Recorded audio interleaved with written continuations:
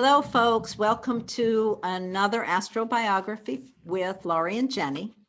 And before we get started this morning, I just want to say, please, if you enjoy these videos, please like this, share it, make a comment. We would love for more people to be seeing our astrobiographies. I think they're pretty fun and exciting and offer a good perspective on how to look at a chart. So if you do that for us, that would be greatly appreciated. If you want to support our work, you can also find Jenny at hiddenpathastrology.com. You can find me at astrolore.org. And yeah, follow us, and we're on all social media. You'll find us out there. So today, who we're talking about is Amanda Gorman. Jenny, who is Amanda Gorman? Amanda Gorman is the poet that spoke at Joe Biden's inauguration last year. She's very young and she's very talented, and she's worth keeping an eye on because she's doing a lot of really interesting things. And she's just 23. So, Isn't that amazing? Can you imagine at 23 years old to have the whole world watching you while you recite something you wrote? That's a pretty powerful position for a 23-year-old to find themselves in. It's amazing. It sure is. It is amazing. And it gets even more amazing when you do a little bit of research and you find out that she had some developmental needs as a child. She had a speech impediment and she had to teach herself proper enunciation. So she was very self-motivated and overcame a lot of struggles to be this person who stood in front of the world. At that age with her poetry, which is, by the way, inspiring and incredible, and you should buy her book or at very least read her poetry.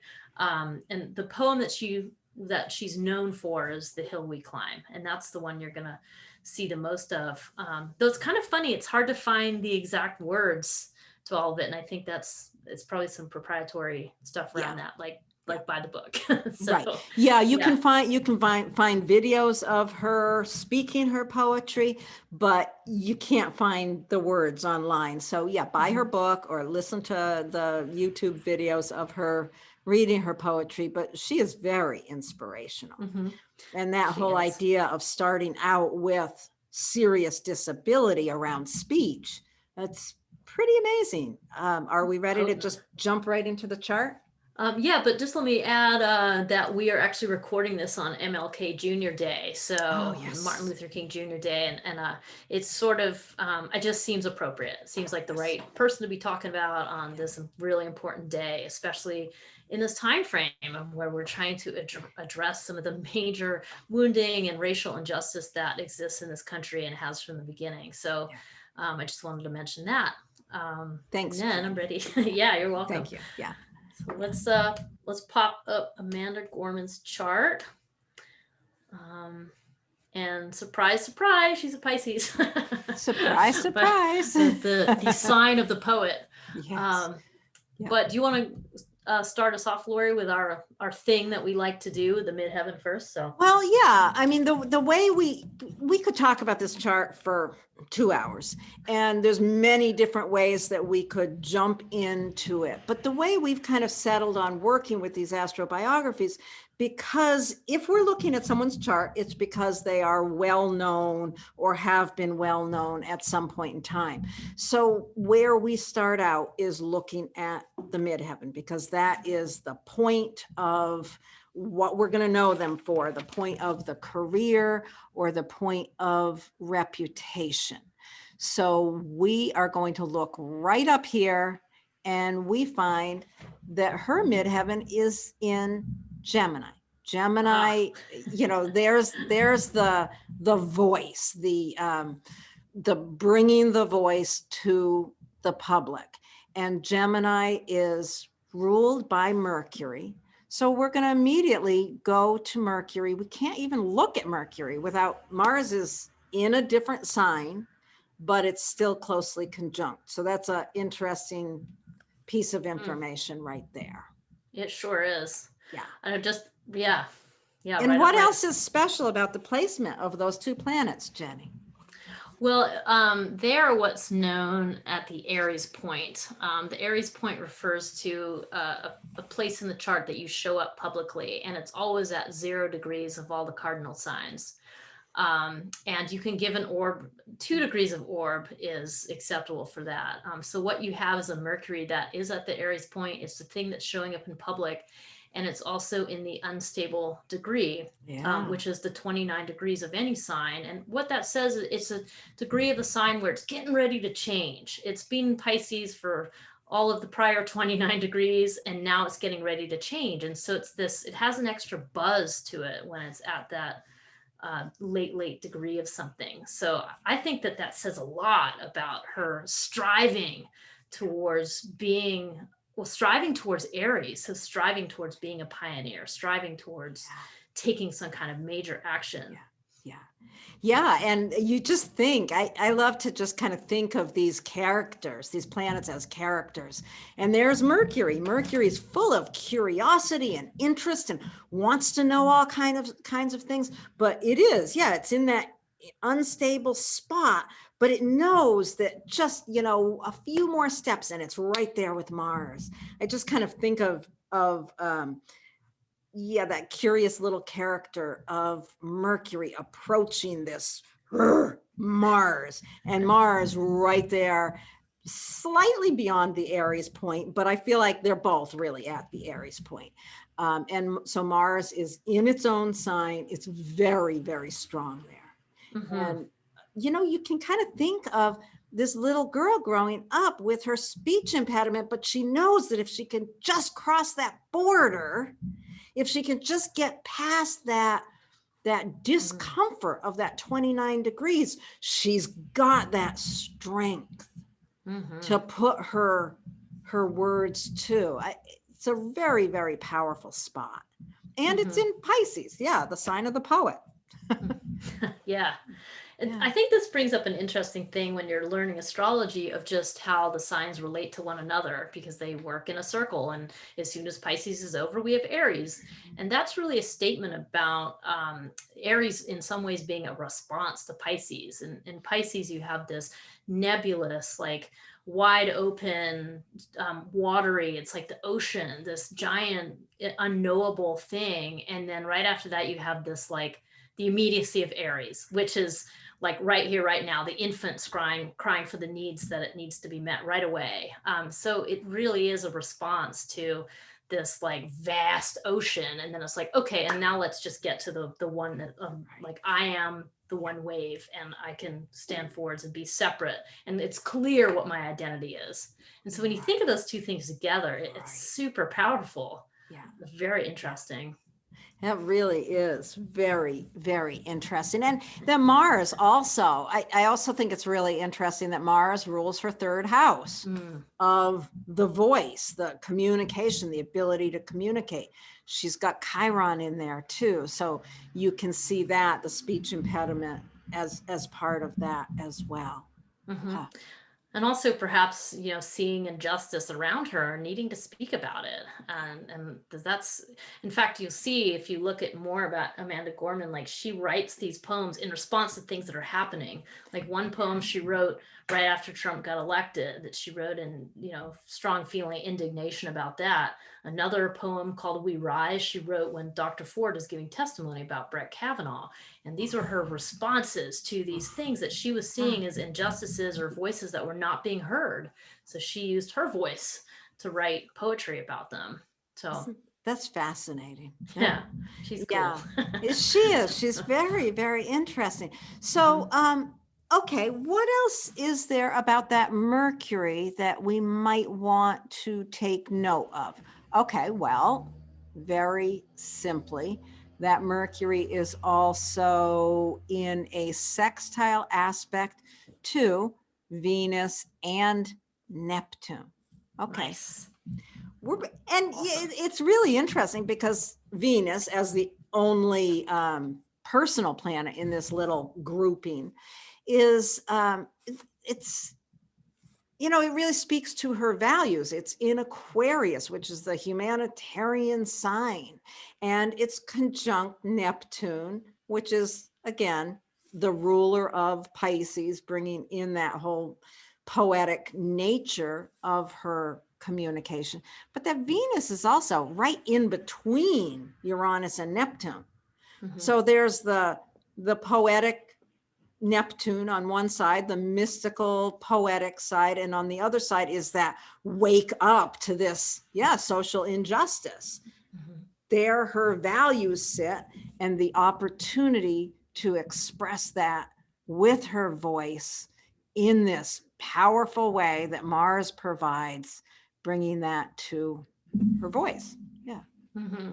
Yeah, and the other thing, when you have the sandwich like Venus between Uranus and Neptune, that says is it gives her this potency to address the collective, because those outer planets of Uranus, Neptune, and Pluto refer to these bigger generational groups of people. So it gives her, when you see that, it's sort of like saying, hey, she's got a doorway. She's got the people's ear, so to speak. And then when you couple that with the Mercury showing up at the Aries point, so the public point, you just have a big statement about the ability for her values and her belief in humanitarian causes and justice being seen and heard in public. Her ability to speak for her generation. That's really powerful. And by the way, having a personal planet right in between two generational planets, it is, you could say that Venus is besieged. I just like the word. I know. I was like, she's going to say besieged. Yeah, her Venus is besieged. And I mean, it does. It really does put it in a position where it has to respond to both of those, because it is right in the middle. It's right in the middle. It cannot, and it can't, it can't do one without the other. The poetry, she's not the person that's going to sit around and write pretty poems about, nature, unless she also brings in the cultural issues that are part of that. The waking up has to be part of it as well, the cultural ideas. And it's really fascinating chart. Yeah, and I think it's probably helpful to mention too that those three planets we're talking about, of Neptune, Venus, and Uranus, they're in the 6th house. So you've got to think about 6th house topics. This is her ability to bring her writing practice into the day-to-day and have a routine about it, in a sense that she's doing that. And then eventually her one poem or several poems are published. And I think that speaks to a lot of due diligence of sitting down and writing on a regular basis. I don't know what her writing schedule is, but I'm sure she's pretty prolific to have done as much as she's already done. So you also want to think about that one, like the house. What was that podcast that I sent you, where she was being interviewed?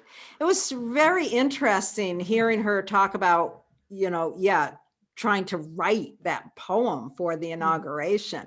That process must have been incredibly stressful. Her voice must have felt a little besieged at that point.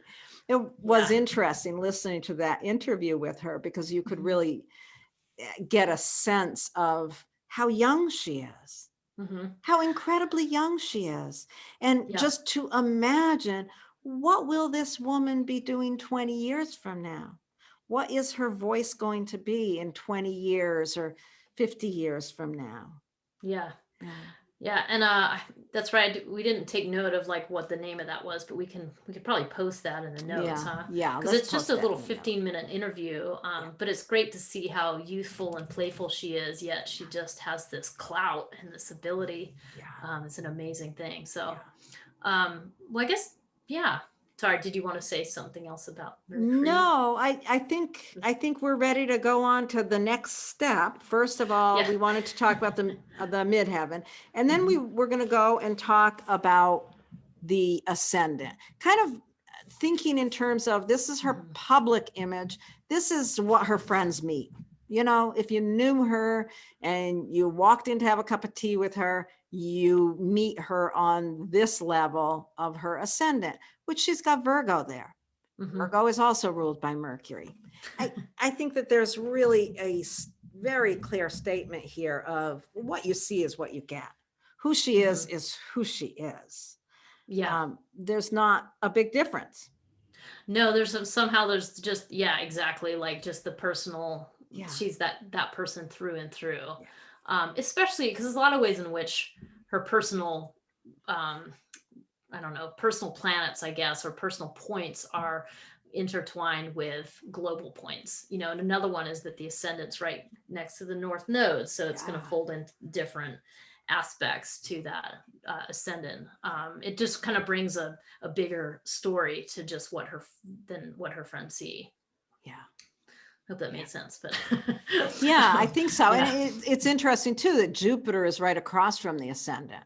I guess that's the other thing I'd want to add to that conversation, actually. Yeah, good point. Yeah.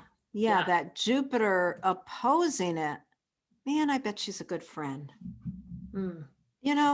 I bet she's really a good friend with that Jupiter. I always think whatever planet is right here in the seventh house, that's what people meet those planets as well. Yes, they meet the Mercury, the planet that rules the ascendant, the whole idea of the sign of the ascendant. But then if there's planets right across from it, that's very much a part of how she relates with other people. And she's probably a pretty generous, kind person. Yeah. And also, like, that Jupiter is quite powerful. It's in its own sign of Pisces, so it's holding that rulership. And it's also in the same house with the sun. So that really helps uplift that sun as well. So it's probably quite lovely to be in her presence, like exactly what you're talking about. So there's also something very powerful there as well. I mean, that's, she's not just all sweetness and, it's not all of that, just the sweetness of Pisces, because there's some real strength here that she has to grapple with. Yeah. I mean, it's not easy. It's not easy to be contacted and say, okay, now you have to sit down, write a poem to read at the inauguration. Yeah. You have to go into some pretty deep, dark places to be able to just work up the courage to do that, I guess. Yeah.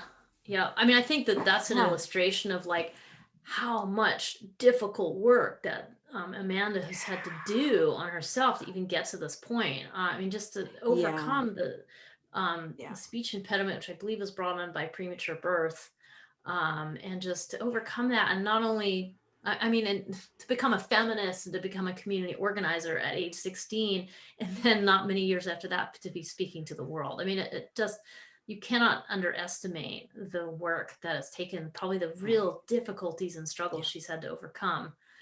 Has allowed her to continue to overcome, ever more challenging things. So and that it will be very interesting to look at this chart again in 20 years.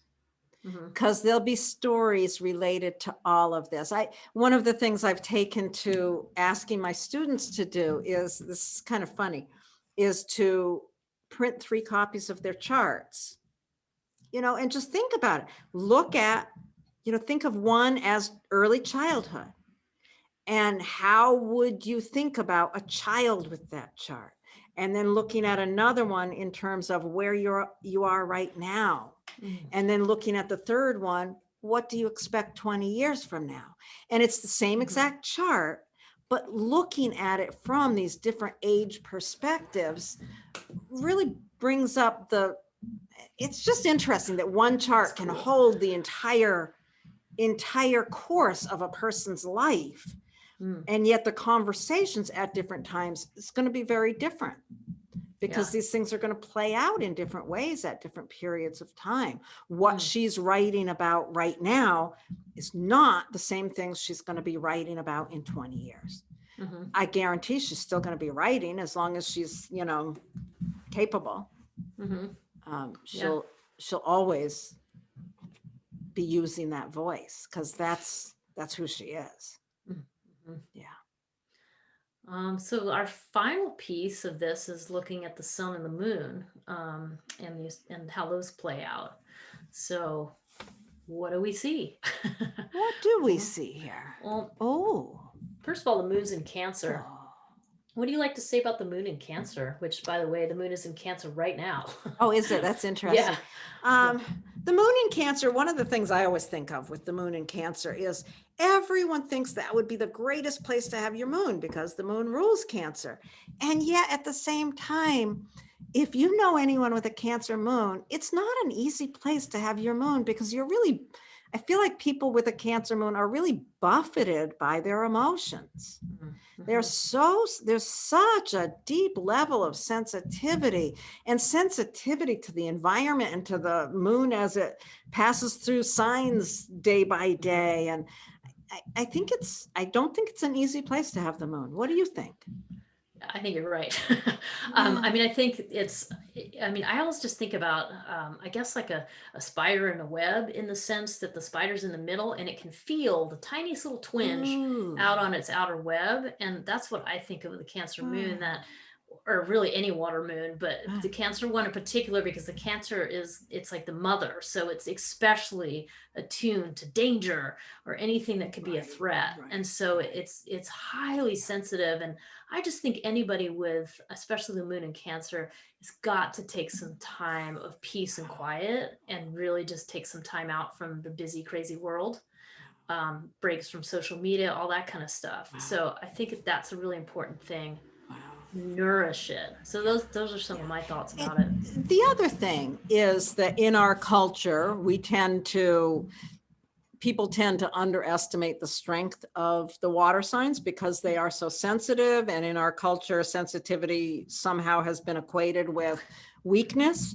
Mhm. And Cancer is the cardinal water sign. It is the protector of the zodiac. It is incredibly strong. Mhm. All the cardinal signs are very strong, and Cancer is extremely strong. You think about the Mhm. strength of water, Yeah. ultimately, Yeah. Yeah. And it seems so like it's forgiving and it's, gives way to everything, but ultimately it's the thing that makes everything else Right. bow before it. I just Right. think about the Grand Canyon being Right. formed, Yeah. Yeah, exactly. I think that's Yeah. that's definitely true. And her moon is challenged by the square to Saturn, which puts an incredible pressure on that moon to hurry up and grow up when they're young.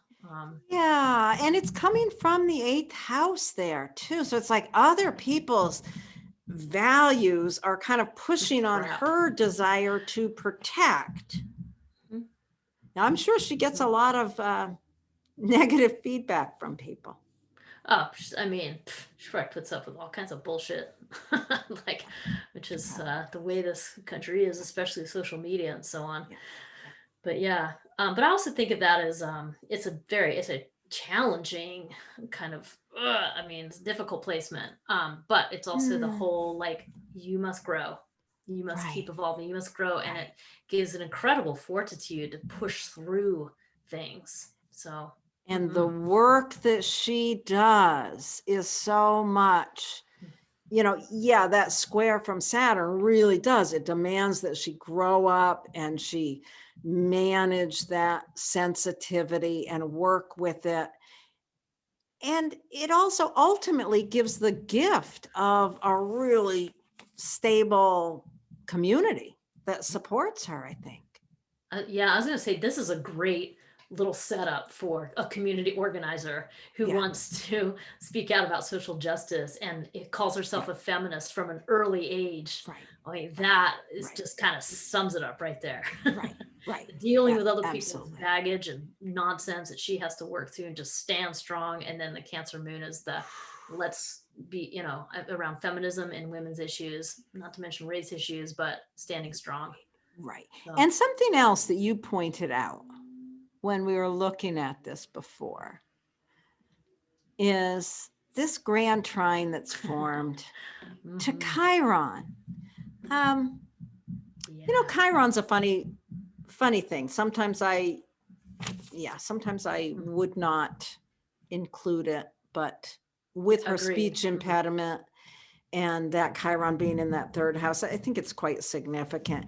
And the fact that it makes this grand trine, I think that's beautiful. To me, when I see a grand trine, I think, oh, other people tend to think she's got everything, well, Amanda Gorman, obviously she's got it all together. She spoke at the inauguration. She doesn't need anything. She's got it all together. Well, that's not really the case with a grand trine. It looks that way to other people.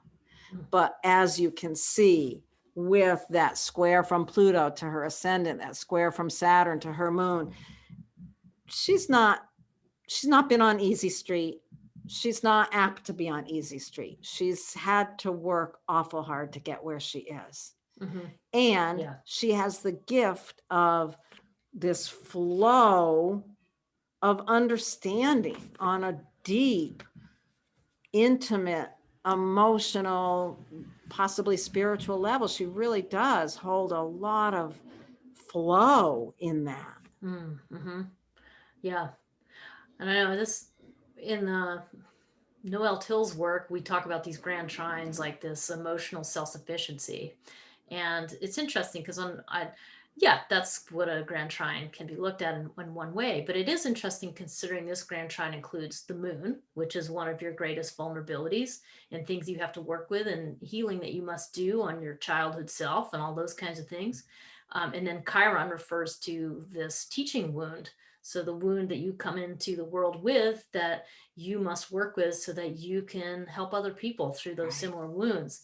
So it kind of throws a different, and then the sun's in Pisces. So it kind of throws this different light on that. Like, yeah, okay, maybe there's a sense of emotional self-sufficiency. Like when something bad comes at her, she doesn't blink and it comes at her, but inside she's really doing the work to maintain her demeanor. But that could be something it would suggest. But make no mistake, like you said, the work's being done and she's contending with some challenging things. So yeah. And I think that flow of the grand trine, I just imagine that also in terms of the flow that she goes into when she does her writing. She taps right into all of that. And these words just come out. Really like magical. It really is. Yeah. And I love how you're talking about the flow of the words and the water, because what's interesting is you have that grand trine in water, but then it's in the 3 houses that are associated with the more airy concepts, the communication of the 3rd house, the one-on-one connection on the 7th house, and then the group dynamic of the 11th house. So it's basically taking those wonderful flowy words and making them understandable and communicating that information to the world. So it's a really nice summary of that. Yeah. That's beautiful. Cool. She's awesome. She's awesome. We like her. Yeah. We're impressed. We are impressed. And I'm really curious to see how her work progresses over the years. Is there anything else we want to say about her? Or, I think we've covered everything that's really jumping out at me. I think the only other thing I'm just going to mention, just because it's something interesting, is just that because that sun is near the south node, you know that she was born during eclipse time. So if you wanted to track some of the things that she's doing, my advice, which I haven't done myself yet, but would be to look at the eclipse cycles and how they're impacting her, because that's somebody born near an eclipse. They may well be attuned to eclipses, and those might correlate with times that she's showing up doing her work. So that's a good point. That's a good point. That would be an interesting little exercise to look into for sure. So let us know if you do that. Let us know if you do that. We'd love to hear about it. So if we're ready to wrap up, we can stop sharing that chart. And thank you all for your attentiveness and listening, and any responses or messages you can leave us. We would love to hear your take on this chart. And also give us any recommendations for people you might want to hear us talk about. You never know. We might, you might give us the perfect idea. So thank you, Jenny. It's been great to do this with you today. Yes. Thank you, Lori. And thank you, everybody. Bye.